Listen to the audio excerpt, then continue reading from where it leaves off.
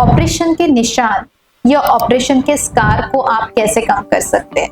जब भी कोई आपकी सर्जरी होती है, जैसे कि हर्निया हो, अपेंडिक्स हो, फ्रैक्चर के लिए आपकी सर्जरी हो, सिजेरियन सेक्शन हो, ये सर्जरी तो हो जाती है, पर उसके पीछे रहता है उस ऑपरेशन का निशान या स्कार। आज हम इस वीडियो में बात करेंगे कि ये ऑपरेशन के निशान आप किस तरीके से कम कर सकते हैं। इसमें हम वो पूरी साइंटिफिक इंफॉर्मेशन देखेंगे कि आपको आपके सर्जरी के बाद क्या क्या चीजें करनी चाहिए, इमीडिएटली आफ्टर आपके ऑपरेशन, और उसके कुछ महीनों के बाद भी क्या करनी चाहिए, जिससे आपका निशान होगा काफी अच्छा, जो किसी को देखने पे शायद पता भी ना चले। मैं डॉक्टर समीक्षा त्यागी, प्लास्टिक एंड कॉस्मेटिक सर्जन। आज हम इसी स्कार के बारे में बात करेंगे। तो अगर आप भी अपना स्कार का निशान मिटाना चाहते हैं तो इस वीडियो को पूरा जरूर देखें। आइए सबसे पहले देखते हैं कि जब ये ऑपरेशन के स्कार बनते हैं तो आइडियल या बेस्ट स्कार क्या होता है। अगर हम मेडिकली देखते हैं तो जो बेस्ट स्कार है हम उसे कहते हैं कि जो दूर से देखने पे खास पता ना चले, या जो स्कार आपके स्किन की लेवल पे बिल्कुल फ्लैट हो, उसका कलर आपके आजू बाजू के स्किन से एग्जैक्टली मैच करता हो।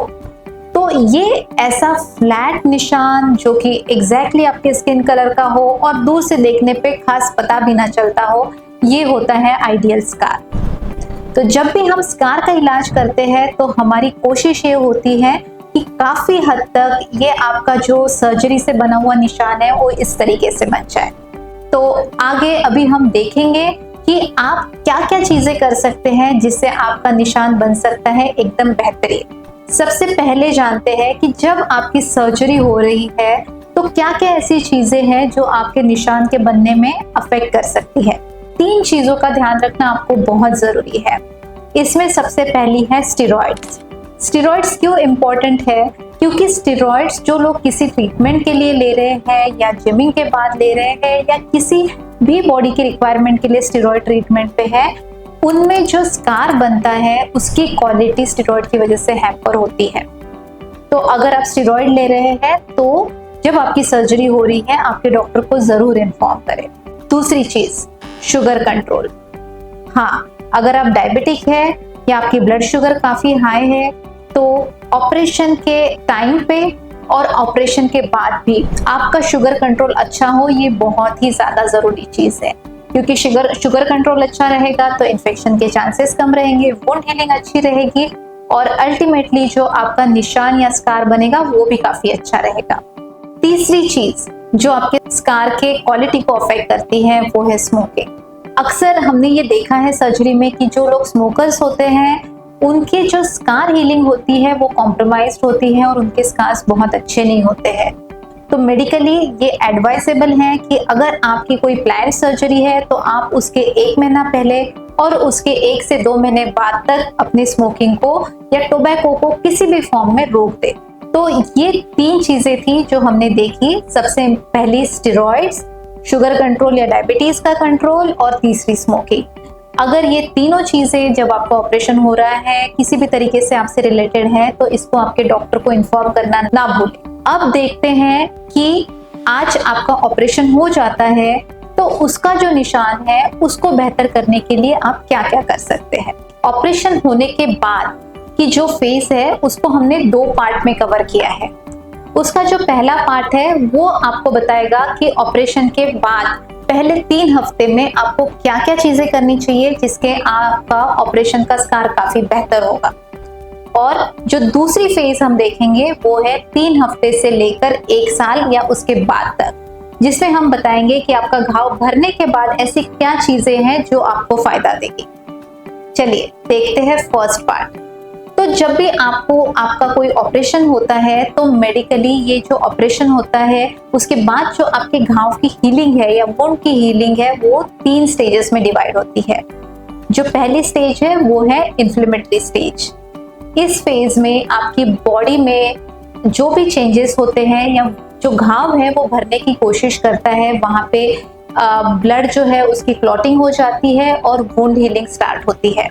तो ये तो है इन्फ्लेमेटरी फेज, ये रहती है पहले 3 से 5 दिन। उसके बाद जो नेक्स्ट फेज है वो है प्रोलिफरेटिव फेज। इस फेज में आपकी न्यू स्किन बनती है और वो स्किन आपके घाव को कवर करती है और साथ ही साथ में आपके घाव में जो है वो कोलेजन और बाकी सारी हीलिंग चीजें भी तैयार होती है। और यही कोलेजन आपके घाव को काफी स्ट्रेंथ देता है और उसका जो अपीयरेंस है उसे डिसाइड करता है। ये प्रोलिफरेटिव फेज होती है पहले 3 दिन से 3 हफ्ते तक। और जो तीसरी फेज है जो कि काफी इंपॉर्टेंट फेज है हीलिंग की, वो है रीमॉडलिंग फेज। रीमॉडलिंग फेज में आपका जो स्कार है वो धीरे धीरे मैच्योर होता है और लगभग 1 से 2 साल में उसका जो फाइनल अपीयरेंस है वो आपको दिखता है। काफी बार आप सोचते हैं कि मेरा घाव भर गया, टाके निकल गए, अब ये स्कार जैसा है ये ऐसा ही रहेगा। बट एज अ डॉक्टर हम जानते हैं कि जो आपका ऑपरेशन का घाव है वो मैच्योर होने के लिए लगभग पूरा 1 से 2 साल का समय लगता है। तो आइए देखते हैं कि इस समय में हम इसे कैसे मैनेज करेंगे। ऑपरेशन के इमीडिएटली बाद 4 चीजों का अगर आप ध्यान रखते हैं तो वो आपके निशान को काफी अच्छा बना देता है। सबसे पहली बात, आपके डॉक्टर की एडवाइस फॉलो करिए। आपके डॉक्टर ने जिस तरीके से आपको फॉलो अप बोला है उसे फॉलो करिए। जिस तरीके से वो आपके घाव के लिए ड्रेसिंग सजेस्ट करते हैं वो फॉलो करिए। आपके ड्रेसिंग की केयर कैसे लेनी है, उसे साफ सुथरा कैसा लेना है, कब नहाना है, कब फर्स्ट शॉवर लेना है, इन सब चीजों में जिस तरीके से आपके ऑपरेटिंग सर्जन्स आपको एडवाइस करेंगे उस तरीके से आपको ध्यान रखना है। दूसरी चीज, इन्फेक्शन कंट्रोल। हाँ, ये काफी इंपॉर्टेंट चीज है। अगर आप अपने ड्रेसिंग को, ऑपरेटेड साइट को काफी क्लीन रखते हैं और इसे कंटामिनेशन से बचाते हैं तो आपकी जो हीलिंग प्रोसेस है वो काफी स्मूथ रहती है। और अक्सर ये देखते हैं कि जिनकी हीलिंग स्मूथ है, उसमें कोई इन्फेक्शन नहीं है, उनके स्कार भी काफी अच्छे बनते हैं। जो तीसरी इंपॉर्टेंट चीज है वो है प्रॉपर ड्रेसिंग।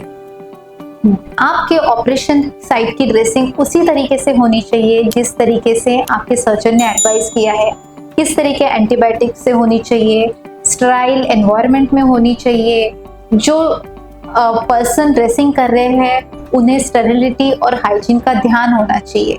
तो प्रॉपर ड्रेसिंग ये भी आपके इन्फेक्शन कंट्रोल के लिए और वुंड हीलिंग के लिए बहुत जरूरी चीज है। और चौथी इंपॉर्टेंट चीज कि प्रॉपर मेडिकेशन और एंटीबायोटिक। शुरू के कुछ दिनों में आपकी वुंड हीलिंग काफी अच्छे से हो, पेन कंट्रोल काफी ठीक रहे और आप कंफर्टेबल रहे, इसलिए आपको डॉक्टर मेडिसिन एडवाइस करते हैं। इस समय पे डॉक्टर की सलाह से आपके मेडिकेशन प्रॉपरली ले और इसमें से कोई भी मेडिसिन मिस ना करें। आपके इमीडिएट पोस्ट सर्जरी 4 चीजों का आप ध्यान रखेंगे। अपने डॉक्टर की एडवाइस फॉलो करिए, infection control, proper dressing and correct medication. आइए अब चलते हैं दूसरे पार्ट की तरफ, जो कि है आपका घाव भरने के बाद आप उसके लिए क्या कर सकते हैं। ये फेज स्टार्ट होती है आपके टाके निकल जाने के बाद लगभग 3 हफ्ते से लेके 1 से 2 साल तक। इसमें आपको 3 जरूरी चीजें हैं जिनका आप ध्यान रखेंगे तो आपका निशान काफी अच्छा रहेगा। सबसे पहली चीज, सन प्रोटेक्शन। जो आपका नया घाव है वो या जो नई स्किन बनी है ये यूवी रेस को और सन एक्सपोजर को काफी सेंसिटिव होती है। अगर इस समय में आप डायरेक्ट सनलाइट में जाते हैं या यूवी रेडिएशन के कांटेक्ट में आते हैं तो आपका जो घाव है वो हाइपर पिगमेंटेड या डार्क हो जाता है और परमानेंटली डार्क रहता है। तो एज अ डॉक्टर मैं आपको बताऊंगी कि फर्स्ट 3 मंथ्स तक सनलाइट अवॉइड करिए और अगर आपको सनलाइट में जाना है तो अच्छे मेडिकल ग्रेड सनस्क्रीन का यूज जरूर करें और ये सनस्क्रीन एटलीस्ट 30 to 35 SPF वाला हो तो काफी अच्छी बात है। नेक्स्ट इंपॉर्टेंट चीज, स्कार मसाज। जब आपका घाव ऑपरेशन का स्कार अच्छे से भर जाता है और अगर आपके डॉक्टर एडवाइस करते हैं तो उस घाव को बेहतर करने के लिए आप स्कार मसाज कर सकते हैं।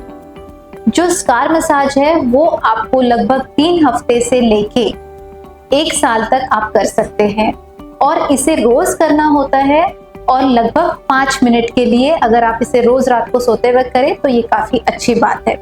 स्कार मसाज करते हुए आपको ध्यान रखना है कि जब आप स्कार मसाज करते हैं तो जहाँ पे भी आपकी चोट है वहां पे सर्कुलर मोशन में एक फर्म प्रेशर के साथ आपको मसाज करनी होती है क्लॉकवाइज और एंटी क्लॉकवाइज डायरेक्शन में।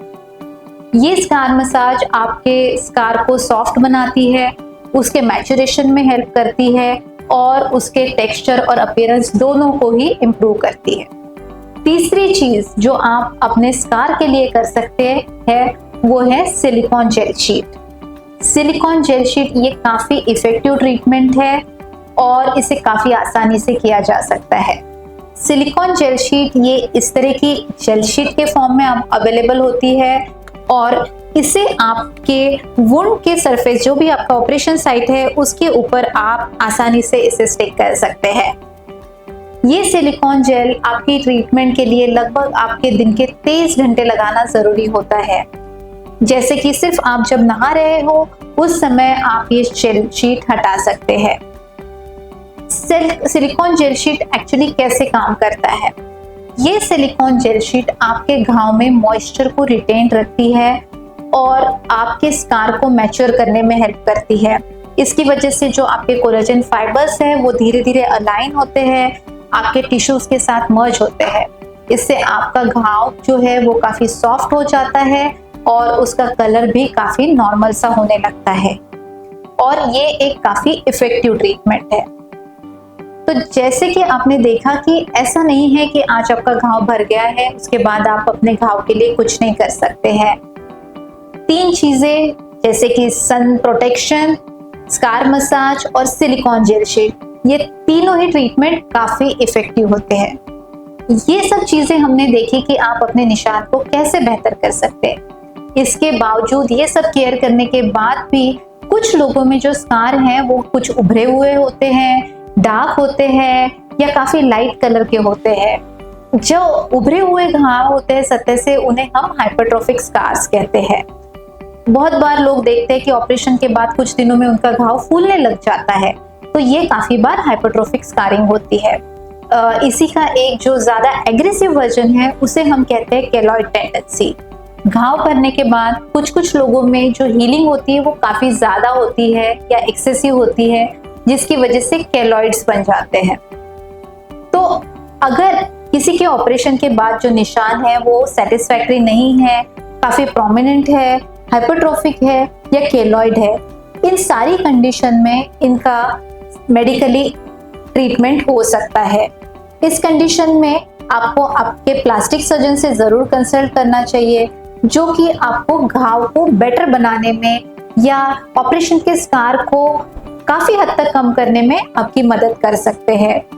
इसमें जो कॉमन ट्रीटमेंट्स होती है वो होती हैं steroid injections, scar revision surgery, fat grafting, इस तरह के ट्रीटमेंट्स, और काफी बार तो सिंपल लेजर ट्रीटमेंट भी इन निशानों को कम करने में काफी मदद करती है। तो दोस्तों, अगर आपको भी किसी भी सर्जरी के बाद या ऑपरेशन की वजह से निशान है और आप उसको बेहतर करना चाहते हैं तो 5 चीजों का ध्यान जरूर रखें। इन्फेक्शन को अवॉइड करें, अपने एंटीबायोटिक्स और मेडिकेशन ठीक से लें, जो नया निशान है उसको धूप से बचाएं और सन प्रोटेक्शन, सनस्क्रीन, इन चीजों का ध्यान रखें। इसके अलावा स्कार मसाज, जब भी आपके डॉक्टर अलाउ करे तब आप स्कार मसाज करें। और 5वीं चीज सिलिकॉन जेल शीट। अगर इसके बावजूद भी आपका निशान अच्छा नहीं है तो आपके प्लास्टिक सर्जन को जरूर मिलें। आई होप इससे आपको काफी मदद मिलेगी और ऐसे ही और जानकारी के लिए हम मिलेंगे अगले वीडियो।